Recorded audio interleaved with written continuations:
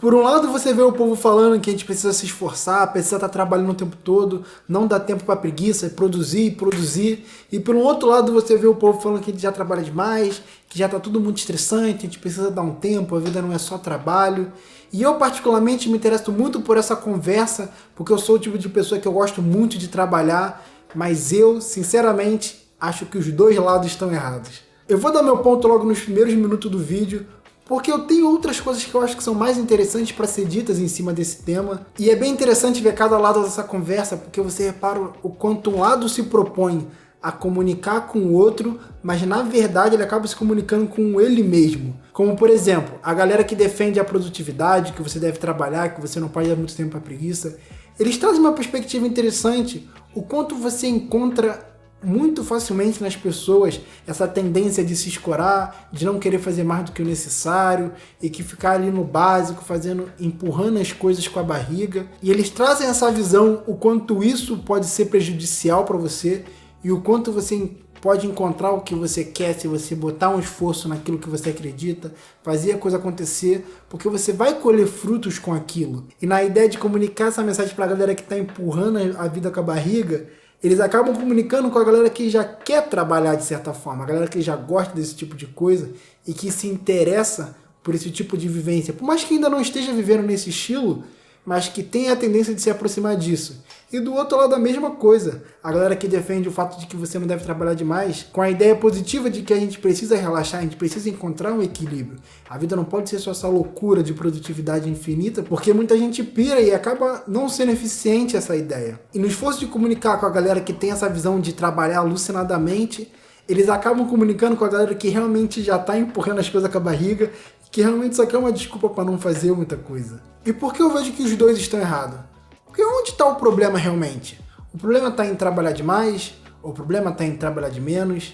No final das contas, as coisas são só o que são. Se você tem um estilo de vida de trabalhar demais ou trabalhar de menos, o problema em si não está em nenhuma das duas práticas. Contanto que a gente encontra pessoas que se identificam com cada uma. Pessoas que trabalham bastante horas do dia e tem uma realização pessoal muito grande, são pessoas que estão satisfeitas com o seu próprio ser, e pessoas que se propõem a trabalhar o mínimo de hora possível, só para fazer o dinheiro suficiente para pagar as próprias contas, e viver a vida para aproveitar a família, aproveitar hobbies, passeios e outras coisas, e são pessoas que estão tão bem consigo mesmo como as outras. Então você vê que o problema em si não está com uma das duas opções, um dos dois lados, e sim com cada um dos indivíduos, porque é você que vai definir qual dos dois lados vai ser um problema para você no momento que você está vivendo hoje.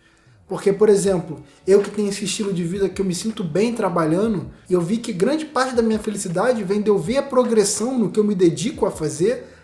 Para mim não é nem um pouco alegre e satisfatório eu passar às vezes vários dias tipo olhando pro teto, fazendo nada, ou em várias reuniões de família, ou passeando. E quando você vai nessa perspectiva de procurar um problema nas coisas, nas práticas, a gente acaba condenando algo que em si não tem nada de condenável, isso é o que é, e não identifica o real problema das paradas, a real raiz desse problema.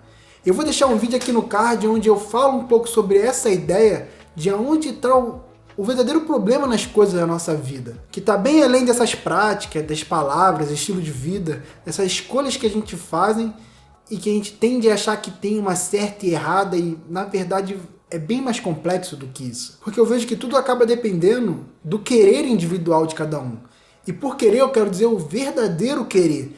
Porque a gente tem uma ilusão com essa ideia de querer que tá todo mundo mergulhado nelas, e isso me incluo, porque isso é uma questão cultural de como a gente usa a palavra querer. Vê se essa história é estranha pra você. Alguém fala que quer viajar, que tá com os planos de final do ano viajar, e que a única coisa que precisa fazer é juntar dinheiro, que tá tudo certo, a pessoa tá cheia de vontade, e os meses vão passando, e você vai vendo a pessoa saindo, curtindo, e compra roupa, compra isso, compra aquilo. Aí chega no final do ano e você pergunta, e aí, vai viajar? Como é que tá os planos? Fala assim, eu queria tanto viajar, mas não consegui juntar dinheiro, não sei o que, porque isso e aquilo, mas eu queria tanto viajar. E a gente acredita nisso.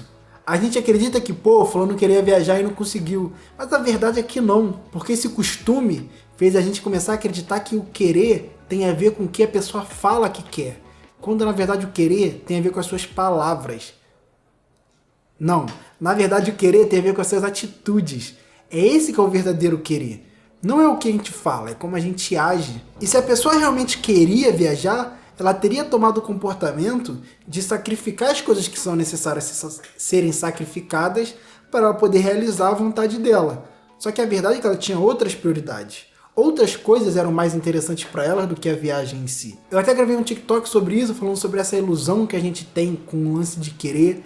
E eu dei até um outro exemplo lá, eu vou deixar o link aqui na descrição para caso vocês queiram ver. E eu vejo que essa ilusão com querer acaba levando a certos tipos de problema, como por exemplo uma pessoa que tem grandes sonhos, grandes vontades e que diz que quer fazer grandes coisas, mas sempre acaba virando para si mesmo em um determinado momento e falando: ai, porque eu mereço descansar, ai, porque eu mereço sair, ai, porque eu mereço isso, mereço aquilo. Ou a pessoa que quer descansar porque está estressada do trabalho e vê que tá cada vez ficando difícil de aturar o dia a dia, mas quando finalmente descansa, fala assim: eu tinha que trabalhar, porque eu tô aqui, eu não tô fazendo nada, e começa a acumular um monte de culpa de estar relaxando.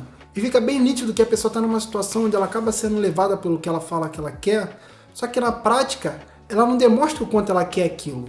Porque se você tem grandes sonhos, grandes vontades, eles vão exigir certo sacrifício de você. Se você vê a vida dos grandes homens e grandes mulheres da história da humanidade, você vai ver como foi uma vida de muito sacrifício, como eles abriram mão de muitas coisas para realizar. Se a cada uma semana, 2 semanas, um mês eles fossem parar para se recompensar, porque eles mereciam pelo esforço que eles estavam fazendo, talvez eles não tivessem completado ou realizado metade das coisas que eles realizavam. E se você diz que quer descansar e não consegue realmente dar um tempo de tudo, porque para você é um sacrifício enorme ter que fazer isso, você só está se levando até uma hora que você vai dar um piripaque de vez e vai ter que ser obrigado a parar. Porque o nosso corpo, de certa forma, conversa com a gente, dá sinais do quanto ele precisa de um tempo para as coisas, um tempo para se recuperar. Até para você poder se dedicar melhor e dar mais 100% de si mesmo. Aqui na minha cola eu deixei uma anotação para ler uma frase que eu encontrei no livro O Príncipe, mas eu nem lembro mais que frase é essa.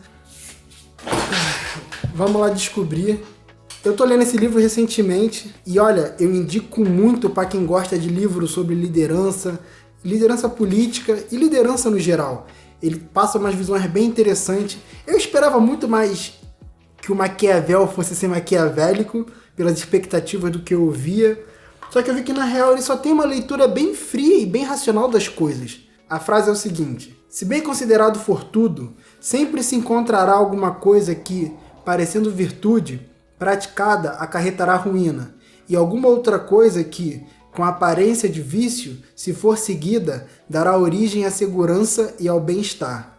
Essa frase acaba exemplificando muito bem o que eu acabei de falar nesses 2 casos, porque você vê o quanto uma pessoa acaba caindo numa prática por acreditar de certa forma que ela é uma virtude, como por exemplo, eu estou cuidando de mim porque eu estou me dando o que eu mereço, ou também eu vou continuar trabalhando porque é importante, tem coisas a ser feitas, tem coisas que precisam ser entregues. E elas seguem esse caminho acreditando que está seguindo uma virtude, e são coisas que podem acabar acarretando na sua própria ruína. E como outras coisas que parecem ser vícios, se aplicadas corretamente ao longo do tempo, elas podem levar, deixa eu ver que eu nem lembro mais da palavra, a segurança e o bem-estar.